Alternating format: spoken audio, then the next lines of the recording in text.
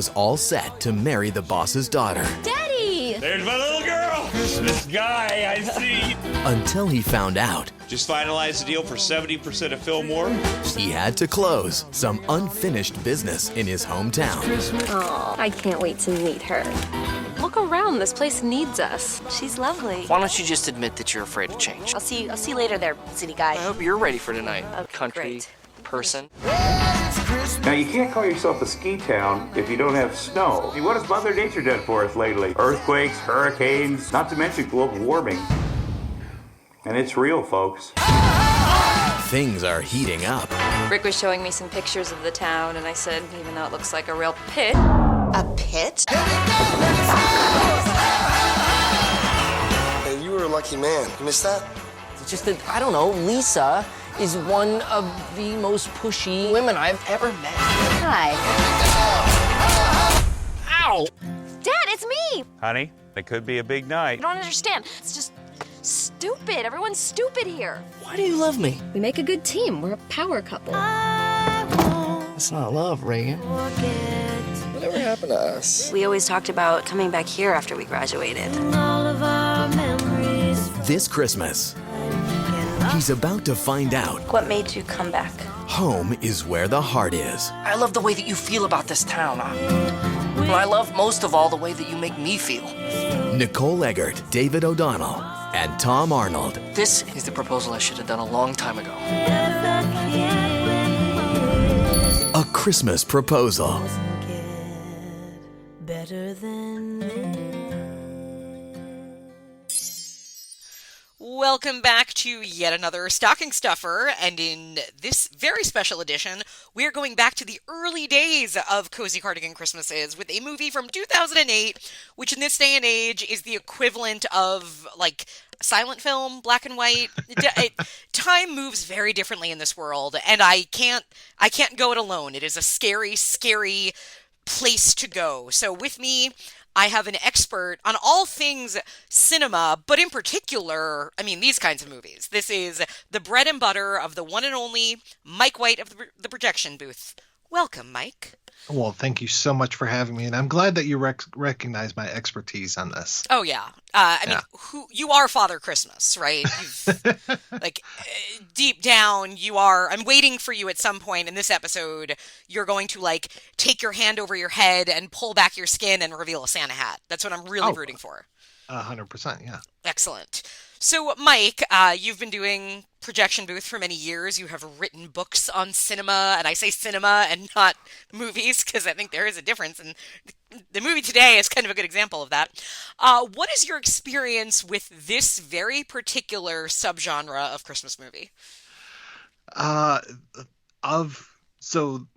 Christmas movies as a subgenre, or this as a subgenre of the Christmas right. movie I mean, subgenre. a Christmas movie could be The Grinch. It could be Silent Night, Deadly Night Part 3. Specifically, the Cozy Cardigan, made for TV, usually a romance. What this list that we're going to talk about today fits into.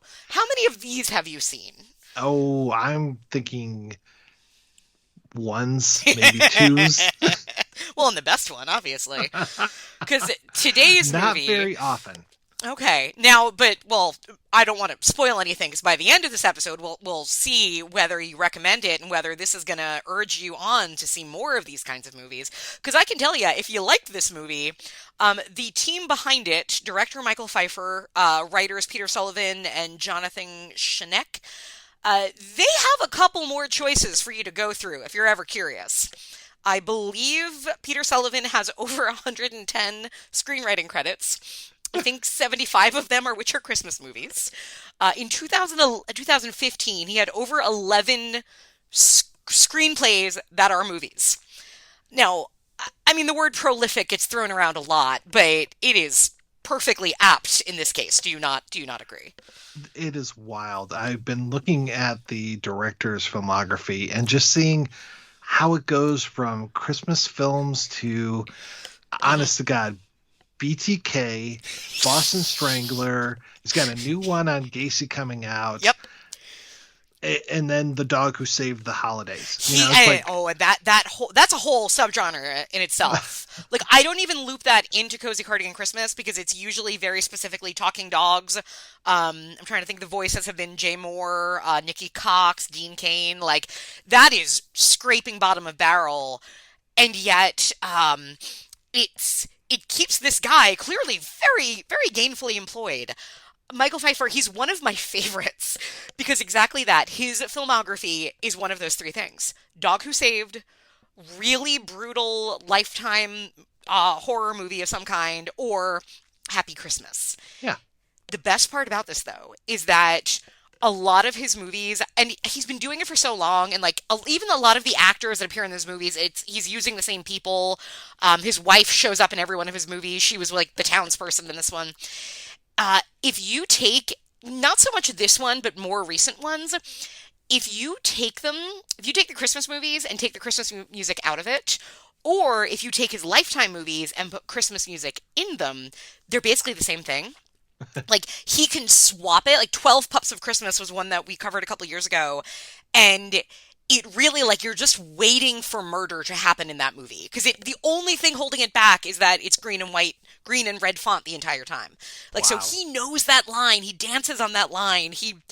I would love to talk to him one day, but I'd be terrified because he knows everything, I think, when it comes to this. So, special guy.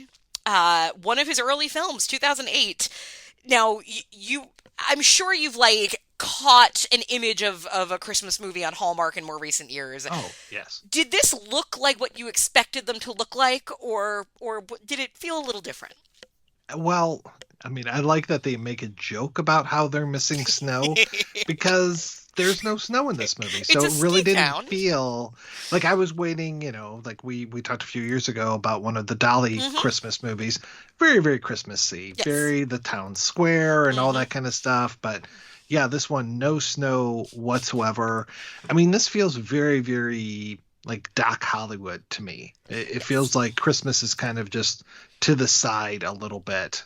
Yeah, it's more the proposal than the Christmas when it comes to Christmas proposal. And we should also be clear, I mean, everybody heard the trailer, but be clear that this is a Christmas proposal from 2008. It's streaming on Tubi, not to be confused with the two movies that came out in 2021, one of which was also called A Christmas Proposal, one of which was just called Christmas Proposal without the article. So we're talking very specifically about this one from 2008, where I think that's part of it, is the formula is pretty much all there with some very, very big twist or very big things that they hadn't quite figured out. But I think the problem wasn't that they didn't know they were making a Christmas movie. It was that it was done at a time when this infrastructure of standing sets that were just going to get reused for the millionth and one Christmas movie of that year, they weren't built yet. Those didn't come around for a few years. So 2008, these movies were happening. All of the credits seem to say it was a Starz movie. It doesn't feel like, it feels like it was made for a Hallmark or Lifetime, and both of those networks were doing these kinds of movies at that time.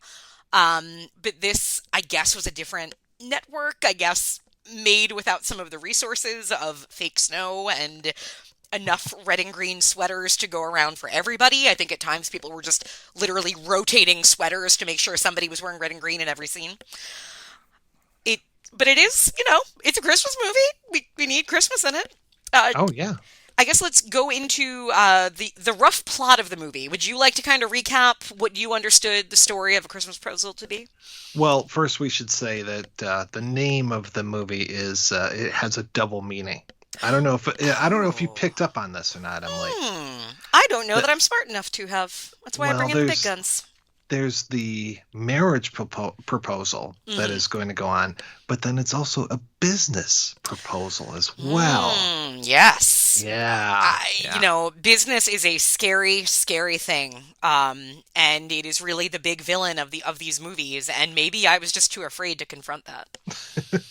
So the first proposal, we almost have three, right? Because there is a pending proposal where our lead... So here's the first thing, is that our lead character is a man, not a woman.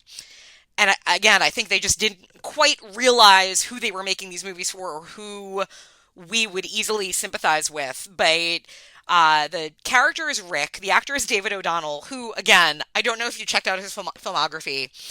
He's worked with Michael Pfeiffer a few times. He's worked in movies called Christmas a few times. And he plays Rick. Rick is the big city lawyer who comes back to his hometown, which the hometown was named Fillmore. He comes back to his hometown in order to buy it, basically, to help his father-in-law to be, if he ever gets that proposal down. He's going to buy this town, build ski lodges, take over everything. All the 7 townspeople are very upset about this, including his mother, including his ex-girlfriend, played by Nicole Eggert, who was the, I guess, big get for this movie between her and Tom Arnold. While he's there, he's stuck in town with his terrible girlfriend who he's going to propose to. But of course, something happens along the way. Did you feel the spirit of Christmas overtaking him? Oh, 100%. Yeah. A little bit of bowling, a little bit of decorating, a little bit of hay rides and Jingle Bells by Polka. And before you know it, he realizes the error of his ways and instead proposes to his high school girlfriend. Not with the $15,000 ring, though. No. Yeah. No, he's going to need that since he now is pretty much jobless. Jobless in a town that is still alive only because of a tree, I think, is how I kind of interpreted the way history works in this movie. Mm-hmm. But then at the very end of the movie, there's one quick moment where a townsperson wins the lottery. Yeah. I guess because they had that, I don't know if it was ADR or if they actually had them actually say the line about this one guy who buys lottery tickets all the time. So throwaway. Now, but enough that I remembered it at the end. This is a Tubi movie, or it's on Tubi now, and the problem with Tubi, the one reason to not watch something on Tubi is that there's commercials. And it's fine, you deal with it. The problem, though, is this is a 90-minute movie that already is stretching out its time with montage after montage. So by the time you get to the end of the movie, it feels like you've been watching this for 7 hours. Oh, yeah. So I didn't know who that guy was. I didn't think to look out for him. So I'm just, in my mind, that guy won the lottery and, paid the town or bought the town, and now all the kids have computers, because apparently that was also a concern, that the kids in school don't have computers, there's no medicine in town, but now he can buy snow, I think is where we're at, right? Yeah. Did David O'Donnell, did he give you a Patrick Dempsey vibe? Yes. Okay. Yes. Sort of, definitely your discount Patrick Dempsey. Oh, yeah. Like Dylan McDermott. Yeah. Oh, I feel like that's an insult to Dylan McDermott. I know. It was. Yeah. And this guy shows up in a lot of... What's funny, too, is if you look at his IMDb profile picture, it's very, artsy, hair in his face. It looks like, the headshot you bring to be in, some kind of indie movie. Mm-hmm. But every single thing I've ever seen him in has been like this. And even if you look at his filmography, the character names he's had... I always feel like you can tell a lot about a type of actor by what they're cast as, right? Like how, really Italian actors, sometimes their entire IMDb credit list, everything sounds like a pasta. Yes. And in the case of this guy, it's Andy, David, Jason, Roger, white guy, generic white guy number 2. Every one of those names, you're yeah, that's about right for this guy. And it leads us right into, the big 10 that we're looking at as far as what we need to find in these movies. And the first thing is our lead in need of a lesson. Now, normally it's a female, but again, 2008, Michael Pfeiffer didn't put it together that women want to, go on the journey with the female, not with the man. But still, do you think this guy needs to learn a lesson? Oh, hell yes. Yeah. He's with the wrong gal. Mm-hmm. Regan, a.k.a. Reagan, is just not good for him. And I don't know why people had such problems saying Reagan. It's not that exotic a name. We had a president named that for a long time. It seems like I think one of King Lear's daughters was named that. Yeah. And I get what they're trying to do with that. But yes, if you're going to do that, then have it be like Sequoia or again, 2008. Right. Maybe Reagan sounded very exotic in 2008. A lot has happened since then. We can't really put ourselves in that mindset so clearly. Yeah. This is the beginning of the Obama era. Things were a little bit better at this time. Yeah, so. we had such high hopes. Oh yeah. So now our setting, in this case, obviously it's a charming small town. We open though, we have to start to establish business. And the way we do that in these movies is just your opening credits have stock footage of New York City. Yes. Right. There's some traffic shots as if to just say, oh, New York is so bad because there are taxi cabs. And then very quickly, we're in Fillmore. So tell me, would you want to live in Fillmore? Well, if I can't get medicine and I have to travel 2 hours to fulfill my prescription, maybe not. You don't have a CVS in Fillmore. Right. The way they establish just how small this town is and how it really does actually need assistance is there's a town hall meeting. They have to vote on whether or not they're allowing Tom Arnold to buy the town.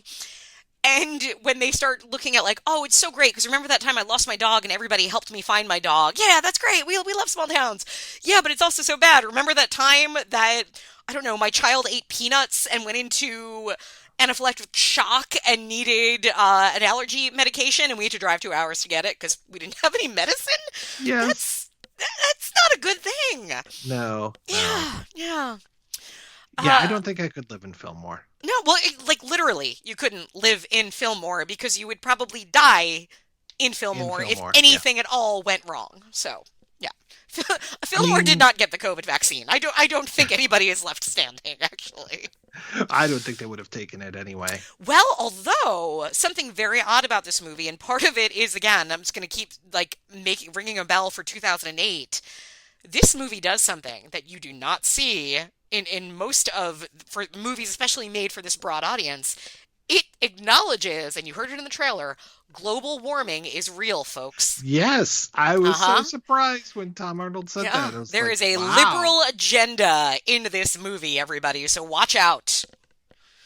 Yeah, it's right there. It's right out in the open, too. They're not trying to groom us into thinking that. No. Now, number 3 is our bland love interest. So again, this is sort of twisting the formula because to me, this guy Rick should be the bland love interest. He's played the bland love interest in a million movies. In this case, he's our lead. So his main love interest is Nicole Eggert.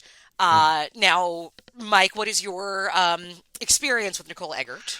I don't think I have any experience with her. I was Charles in Charge fan?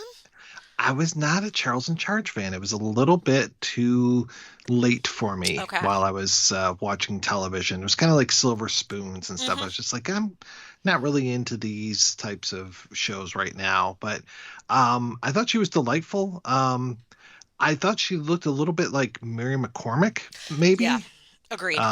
Yeah, a cross between Maureen McCormack and is it Lisa Wenchel from Facts of Life? If the two of them merge, they would kind of produce her.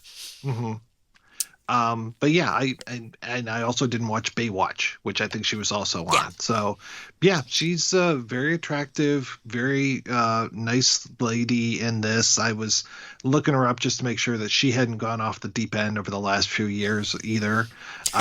She seems pretty normal, which is nice. For somebody who had a association with Scott Baio back in the day. Exactly.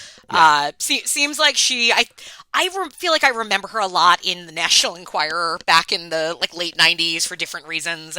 And, she was a young actress who grew up in the industry and probably went through a rough time back when, especially, it was an even worse landscape than it is. So this kind of comes in an era for her, sort of in between a lot of things. It's a lot of her other credits around this time were it's that boom of reality competitions for surreal life type celebrities. She does a few of these Christmas movies, and this was kind of the type of actor you would find in these at the time. It would be these mostly television actresses who were kind of once the big hot thing, but never quite broke it into the big screen. And this seemed like the safe space, both for probably budget reasons, where you didn't have to pay that much to have them in. There's very low stakes to the actresses coming in. A lot of the movies around this time, and the same year, Michael Pfeiffer made one with Jenny Garth. And, like, you can kind of get the sense of, like, oh, yeah, like, these are a lot of women who probably took some time off. They probably had kids. And they kind of slowly came back to very low-stakes acting. So they make her sort of the every woman in this. I think she is very much the person that you are rooting with. Oh, yeah. Yeah, even though she's referred to as the small-town tart and, city guy and country girl. Just in case you didn't understand what they represent, right? We got to be very clear. Yeah, I suppose in this one, it is Sarah Thompson is very much the bland partner, the bland boyfriend / girlfriend. See, she's going to come back, I think, in number 7 when we get there. All right. Because to me, she's actually probably the most interesting thing in this movie for different reasons. Yeah. So before we get there, we have to deal with montages. Because I don't know if you noticed, but this movie does sure love a montage. It does, yeah. Yeah. What were some of the ones that you remember that you clocked? Oh, I'm trying to remember. There was a pretty long one towards the end.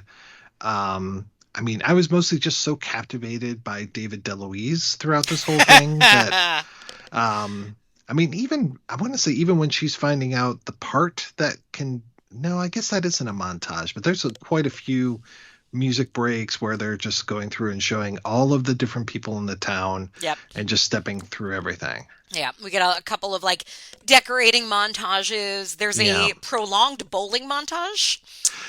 Yeah, bowling is a major thing in this. Well, and it's a strange scene because it's like the two guys bowling, and it's supposed to be like a night of bowling, but there's 5 people, and they never quite explain, are they in teams? Is it just the guys bowling? We only see the guys bowling, but it goes on for a really long time, and I think they just reuse the same shot of a strike every time. There's a couple of hay barn. We get a slow motion dancing at the hay barn montage. We'll get to them when we talk about the music because there's quite a bit. But we do also have probably, I guess, my third favorite type of montage. My first favorite is a makeover or shopping for clothes. My second favorite is a recapping the entire film we just saw in foggy lighting. But my third favorite is just the everybody is sad-faced montage, where we get the, like, looking through old photos, shots of trees, that kind of thing. What I've noticed this year is realizing the way to gauge the actual quality of a movie, of one of these types of movies.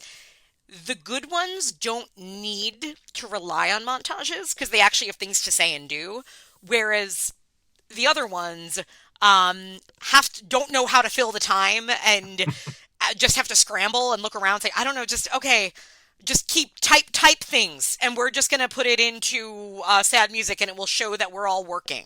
And so there's like paper shuffling, like it's that kind of thing. And it accounts for a good probably 30% of this movie. So I would say, yeah. No dead parents or dead wife. We got a pair of dead parents, and that is Lisa. Yeah. That's why she doesn't want to leave the town, because I guess her parents died there. I didn't catch it because Rick, his mother, only has a mother. We never find out about the father, do we? I don't think so. Nor do I think we find out about Tom Arnold's wife, do we? Well, in the beginning, he talks about having at least 3 wives. Oh, that's right. He gives that whole thing about, that was my second wife. Oh, wait, no, that was the third. Okay. Yeah. So I think we're led to believe that maybe some of them are dead. Maybe it's like a Bluebeard thing where like all of them are dead. He doesn't say divorce. I'm gonna go with it. Tom Arnold has at least 3 dead wives in this movie. Makes sense. Wow. Yeah. Okay. Let's see. Number 6 is our sassy sidekick. Often a friend, a sister, coworker. Please, let's go into it. We get them. We get a pair of them. Well, yeah. I mean, I don't think David DeLuise counts at all. How can he not count? He does. He counts. Okay. Yeah, I would count him. For me, you were talking about dog movies earlier, and David DeLuise is as close to a dog as we get in this movie, I think. Yeah, he's got serious like golden retriever, yellow lab energy. Oh yeah, yeah. Very eager. Yeah, because I kept trying to think, like, is there a scene where a dog doesn't like Reagan and just starts, barking Right, at her or something? And I was like, no, I guess as close as you get is Andy. Or Cooter. She calls him Cooter, and from that point on, I'm like, his name is Cooter. I'm going. Yeah. Well, and Rick doesn't seem to get it when she calls him Cooter. Well, Rick doesn't seem to get anything. Rick is just not that. Yeah. Rick is. It's not just that he's bland, which again, fitting that Patrick Dempsey thing, where like there's to me, Patrick Dempsey is an actor that never seems to have much behind the eyes. The same with Rick, where it's hard to tell at any point in this movie if he really is just very easily influenced by people or if he's just stupid, because he seems to just go with every flow. As soon as there's a flow, he's going with it. And then somebody like takes him and points him in the other direction and he goes that way. So I don't think he's a very worldly guy is where I'd say. Yeah. Well, and he doesn't take the time to find out that auto part could be just ordered through eBay or wherever it is, Rock Auto. It's 2008. We didn't have Amazon. Yes, we did. Yes, we did. Yeah. And we know that they do have internet because they establish there's a lot of no bars, one bar. But we also see him checking his email in bed. So they do have a good internet connection. Now, there's another sassy sidekick. And that is, I don't actually know the character's name, but Cooter's wife, who's pregnant. Is that Cassidy, I think it is? Cassidy, yes. So played by Shannon Sturgis, who I know well because she was on Days of Our Lives during the, was it Molly? Her character was Molly. She was with Frankie, I think. Big era of Days of Our Lives for me. So that's how I remember her fondly. And she, her thing is, I guess she's pregnant, so she's constantly almost eating. You think she's pregnant? I don't know. Did you get that sense? I think I might have noticed a baby bump. Just a little, yeah. Yeah. And 9 months pregnant and still bowling. So that's my definition of sassy. Oh, very sassy then. All right, so number 7 is probably my favorite for this movie, and that is the villain character, which is either one of two things, and in this case we really get both. It's often the evil woman or a male boss who's obsessed with money. Yeah. So let's go. Twofer. Yeah. Wow. I know. Well, it's funny too because Tom Arnold, I think he should be the bad guy in this movie, but he doesn't really seem that bad. Like, he's kind of doing his job. Like, yeah. And that's one of those things that these movies often just don't reconcile with. It's like, no, but like, if this is your job in the business, you have to do that job. And like, Rick should be fired. Like, Rick doesn't do his job. Like, he had a mission, he doesn't do it. He's insubordinate. Whereas Tom Arnold's like, look, I'm going to bring resources to your town. Okay, sure. So he might have fooled them to get them all to sign off on it, although I don't know that he did that or whether it seems like more like Reagan did. So yeah, I mean, he's the kind of, I guess, symbol of capitalism, which in this movie is bad. But it's really his daughter is very much the evil of the movie. Sarah Thompson, who I recognize from Angel season 5. She is sort of like the evil head assistant at Wolfram and Hart. What were your thoughts on that character? Well, yeah, it was difficult to pin her down because I think she could have been nastier. Agreed. And yeah, I understand this whole like, coming to this small town, but again, I think she really could have been nastier about things and just really been like, who are these people? They're all backwards and just those kind of things, like, not like I can't get a latte, but just like maybe I don't know, I can't get wheat bread or something like that. But she just plays that whole like, I'm from the city, I'm so superior. She plays it okay, but she could really take it up a level. It's a good point because she's doing all the typical like, ew, gross country life, hey, things that you have that character do. Right. But she also seems, and maybe it's just that she immediately senses that Lisa is competition, because I won't say she makes an effort, but she like wants to spend time with her. She wants to go find the tree with her because she wants some time alone to sort of, I guess, maybe like sniff out her competition and see where she stands. Right. So Yeah. As much as I like just kind of how awful she is, I agree. It could have had bigger bite if she was even more awful. Right. Yeah. She could have been more. Even Zsa Zsa Gabor in Green Acres was more anti pastoral, and Good she point. could have been more like that, and like, oh, what does that smell? Oh, well, that's the pig farm or something like that. But yeah, she's wearing heels, but there's no jokes where she steps in manure and that kind of thing that it's the easy thing to do in these kinds of movies. Yeah, you're exactly. right. They do. They miss out. All right, number 8 is our slapstick, which, I mean, surprisingly, these movies tend to have. Yeah. Did you enjoy the physical humor of A Christmas Proposal? I'm trying to remember what physical humor there was. Well, let's see. There are some mild hockey falls. We have guys playing hockey, so of course they're going to fall. We have Reagan trying to chop down a tree, and of course she falls. God. Yeah. For some reason, Cooter can't seem to walk upstairs. Like, he's trying to, sneak upstairs to erase Rick's, work meeting schedule, which is actually a very terrible thing to do to your friend. Don't ever do that. But he just, it's like a 30-second scene of him walking upstairs and just falling 4 times. I'm clumsy. I do fall upstairs, but once I do it once, I'm just cautious and then don't do it 3 more times. So it's one of those sort of, these people aren't really clumsy, and I can tell that. Yeah. It didn't even make an impression on me because it was just so what? Yeah. Let's see. Number 9 is our sage old person. So usually an older character who is there to impart wisdom on our lead who needs a lesson. I think we do have one here. I don't think I would say she was one of the reasons I wanted to watch this movie, but I do feel like she's a little bit underused. Patty McCormack, Rhoda Penmark herself. One of my favorite screen villains of all time from The Bad Seed. And she's there. And, again, come on, give me a Bad Seed joke somewhere in here. Right. She could have said it better, son. Rick, you were always a bad seed.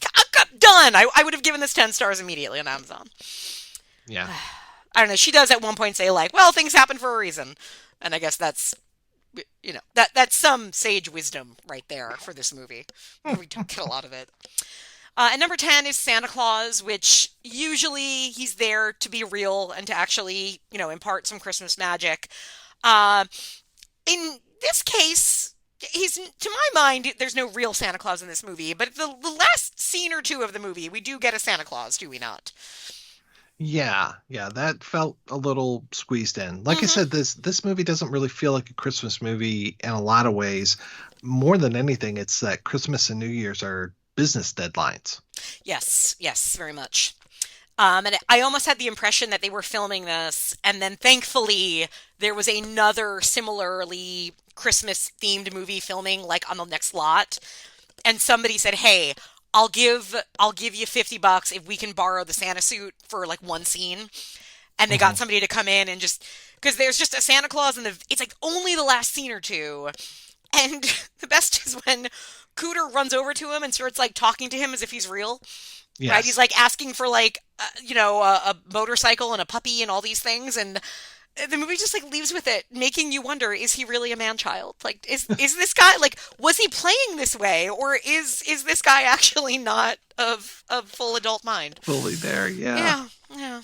All right, so now we move on to the bonuses, where some of the little things that always tend to come up. The first thing is the absurd use of too much public domain holiday songs. So the public domain holiday songs we usually get: Deck the Halls, Jingle Bells, We Wish You a Merry Christmas, Noel. This movie does something interesting where they had, I won't say a soundtrack, but somebody involved in the movie had some ownership over a music collection that had a lot of not popular, but not just carols, actual Christmas music that you've never heard in your life for a reason, because it wasn't that good. But still, there was Christmas songs about, what was it, Are You Coming Home for Christmas? Santa Ain't Christmas Without Santa, or something like that. So, are you going to go out and buy the soundtrack to play Christmas morning as you open presents? Probably not. Aww. No. Even the polka cover of Jingle Bells? That I didn't mind, actually. So the whole getting together for the big hay dance, I was like, okay, this works. Yeah, but So you liked both the polka and then when they have everybody come on stage to sing and they just sing the polka again? yeah, exactly. Yeah. I mean, it's so nice. Let's use it twice. Well, it's great too because it's like done as this way of like, oh, hey, he came back on stage for one night only, and he sings Jingle Bells. Yeah. I wrote in my notes in caps, and then they play it again. Why God, why? So that was the mindset I was at that point because there's a lot of like awkward, extra slow dancing. Yeah, I might have to rewatch that one scene over and over again on loop just to hurt myself. Let's see. So then, no real secret family recipe. No. Yeah, but small business in danger. In this case, the small business is the small town. Right. Right, and they are in danger of being taken over by somebody that would probably improve their quality of life quite a bit. Yeah. Well, it's funny because I just watched Local Hero recently, and this movie shares a lot of things with Local Hero. This whole, we're coming to your town and buying out everything, and you're going to have a better life, and yada yada yada. And there's even the big what they call Kaylee in that one, and this one they've got the hay dance. And I was like, oh, okay, yeah. If this was released in 1980, then I'd be like, oh, for sure, Bill Forsyth ripped this off, but no. Yeah, well, as my writing professor used to say, there are only 20 stories in the world, and Homer told all of them. So, everything is just repeating. Yeah. There's only so many things, only so many stories we can tell. No product placement. This movie could have benefited from a sponsor because it would have upped the budget a little bit, but nothing. And no children at all in this movie. No. Yeah. That was a little strange. But is it, considering if they don't have medicine, what do you think the survival rate of pregnancy is in this town? Oh, so you're thinking that this poor pregnant lady is about to lose her child. I mean, if something goes wrong, Yeah. What do they have? What do they have? Hay, right? That's all they have. They don't seem to have, if they didn't have like cold medicine, do they have epidurals? I can't imagine that. Yeah, boy, that makes a lot of sense. Didn't mean to bring the room down, but just the reality of these movies. Mm-hmm. I don't think we had any holiday-themed names, which is also disappointing because it's easy enough to just name somebody Frost or Winters, but fine. Right. We did, however, have a Finding the Perfect Tree moment. No, Mike, do you put up a Christmas tree? We don't. Okay. If you did, what would your method be? Would your method be go to the local lot and pick one out, go to Kohl's and find a fake one, or would it be like drive around until you see a tree you like and chop it down in the middle of the road?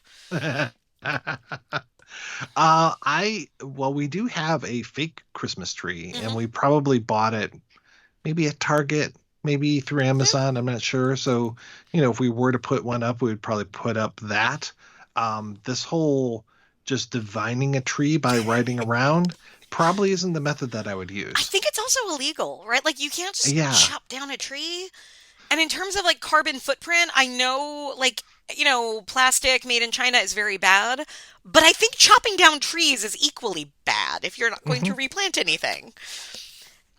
So I would not recommend taking the method learned from this movie to do your tree. It just seems irresponsible. Yeah. It feels like there would have been like a wild animal in the tree when they got it home. Yeah. That would have been some good slapstick humor right there. Right. Or an endangered species that also could have saved the town, perhaps, but oh well. Yeah. Now, number 8 is the ridiculously elaborate holiday cocktail, which we don't get, but we get the reverse of that, which is a character complaining, doing like the other favorite thing of like, usually it's, I want a, non-fat latte and all they serve is hot chocolate. In this case, it was like, what did she ask for? I wrote down Belvedere Martini. Is that a thing? Have you ever heard of that? I have never heard of that. I meant to look it up, but I didn't. Belvedere Martini. I guess it's a brand of vodka. Oh, so there's your product placement. So as if she had asked for like Grey Goose or something. Yes. Okay. But instead she gets a beer and looks as if she has just been asked to eat poop. So. Yes. Yeah. One of a fan favorite, the next one, empty coffee cup acting.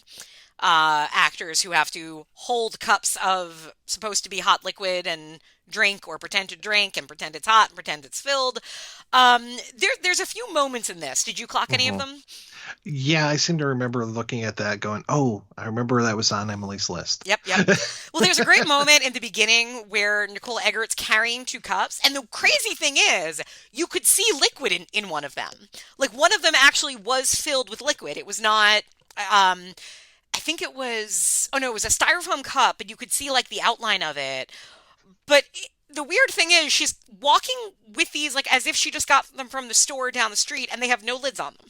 Which just seems like, who does that? And they're styrofoam, so it's not like they were trying to be environmental. Right. Yeah, and then later at one point, Rick is handed like a hot cup of cocoa and just takes it off the tray and immediately starts drinking it, which, I don't know. Usually you blow on it. Usually you wait to see. You take a test sip. Yeah. Actors trying very hard to not eat on camera, but pretend to eat on camera. There's a couple of like actual like where characters do eat, which is impressive. My favorite though is when we cut to Rick sitting down in Lisa's office and he has like a fully eaten apple, like where it's only the core. And he's sitting there talking to her and like moving it around back and forth and like talking as if he has food in his mouth, but doing everything he can to not actually take a bite of the apple. Right. So, but it's like, you could tell somebody on set was like, don't give him a clean apple. Like, here, like the craft services, like somebody actually, that was probably somebody's lunch. And they're like, no, use this, because then nobody will notice that you're not actually eating the apple. They'll believe it. Right. No Canadianisms, because this was, I think, filmed in California from all accounts I can tell. Felt very California to me. Yep.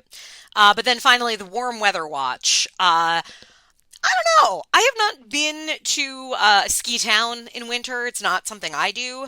And I understand the whole global warming aspect of this movie and that there's no snow here. But still, usually, if one person is wearing a winter coat and a scarf, is it common for the town mechanic to just be in a t-shirt? Yeah. I mean, he could be working up a sweat, but... and in fairness, he probably does sweat a lot. I get that sense of that man. Yeah. But yeah, there's quite a few, like, one person in a t-shirt with the scarf, and all of those little moments of... Yeah. They're going to get great Christmas tans this year. So. Yeah, it was very, I could really tell, like, it was probably about 50, 60 degrees on set here. Yeah, my favorite is when you can tell, like, actors actually sweating underneath the, like, very light but long-sleeved, like, wool coats they have to wear. Yeah, the things they do for art, they're the real heroes. There's a lot of sacrifice here. True. So on that note, you survived A Christmas Proposal. I did.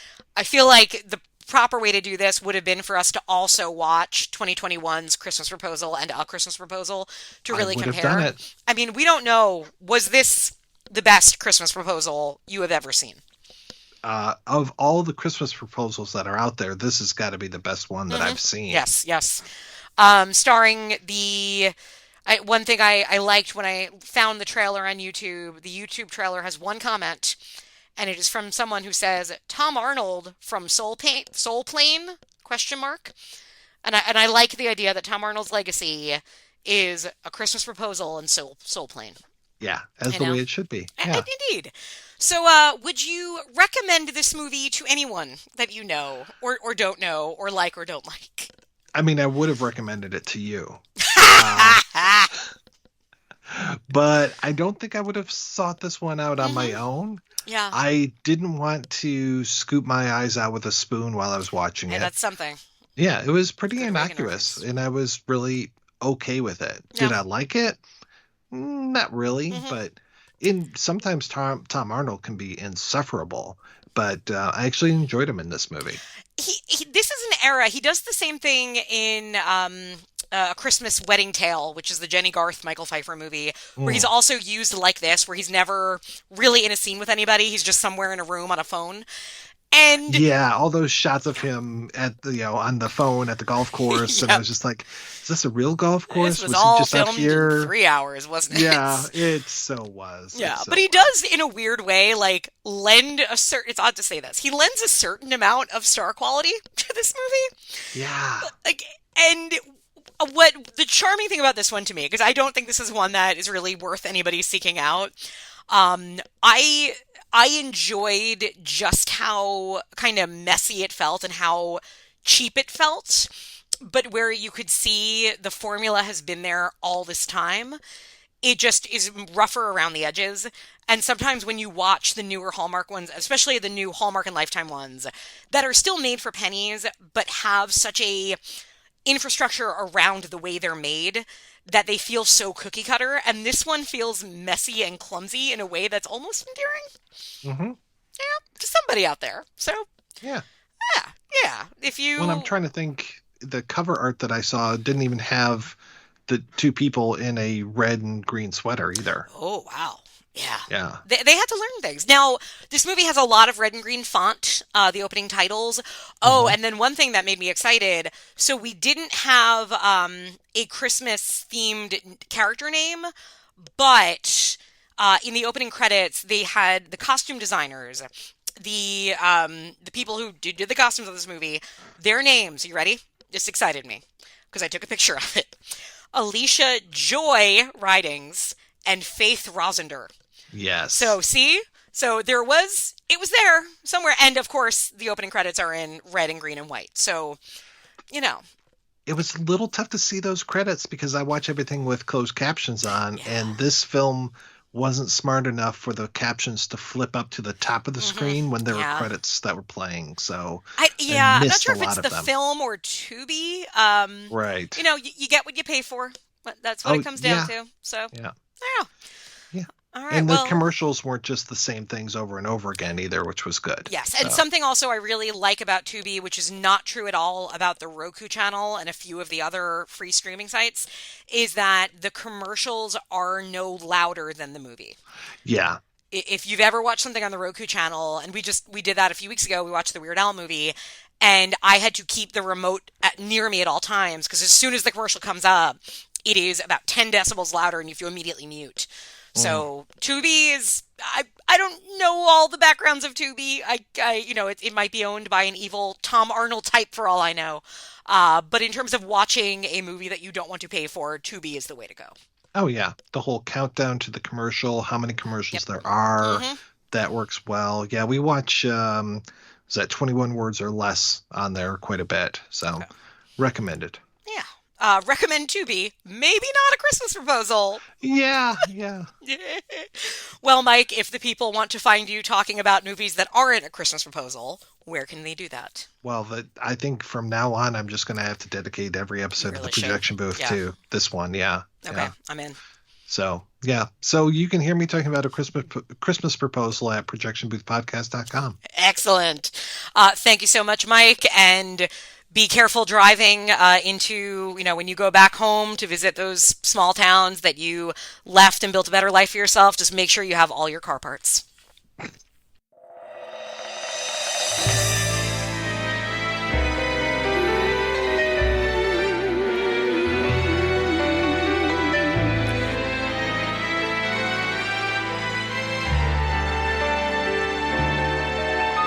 Are you coming